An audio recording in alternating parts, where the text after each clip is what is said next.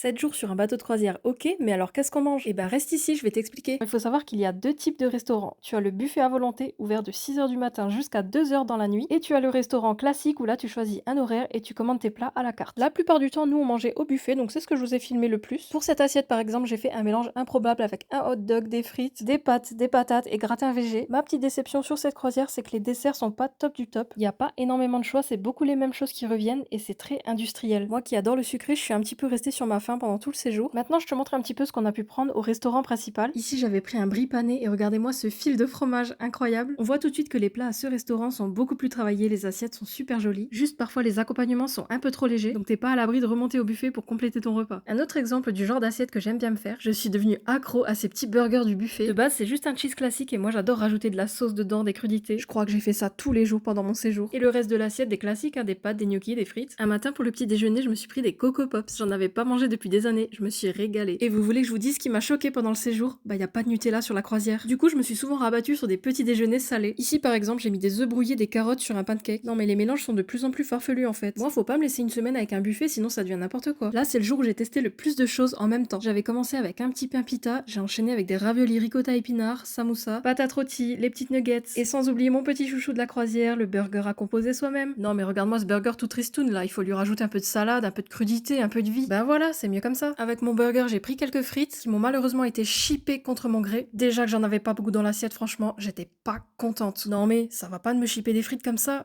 J'étais choquée. Et j'ai terminé ce repas avec une petite part de flamme. Alors à toute heure, c'est trop facile de craquer sur les pizzas, mais si t'as suivi mon vlog sur YouTube, tu sais. On repart sur du sucré. Ici, je me suis fait un petit goûter. Alors vous avez un petit gâteau industriel, de la chantilly. J'avais l'impression que c'était fait maison. Le kiwi, j'ai pas compris, il était tout dur, immangeable. Et avec ça, j'ai découvert le tout dernier jour les cookies en mode Subway. Ils étaient onctueux à souhait. Tellement triste d'avoir découvert ça le dernier jour du coup. Je crois qu'il va falloir que je reparte en croisière pour reprendre un cookie. Alors dis-moi si tu t'attendais à tout ça sur un bateau de croisière. Et dis-moi ce que tu penses de la composition de mes assiettes. Dis-moi aussi si ça t'a donné envie de partir. Nous en tout cas, on va refaire une croisière, ça c'est sûr.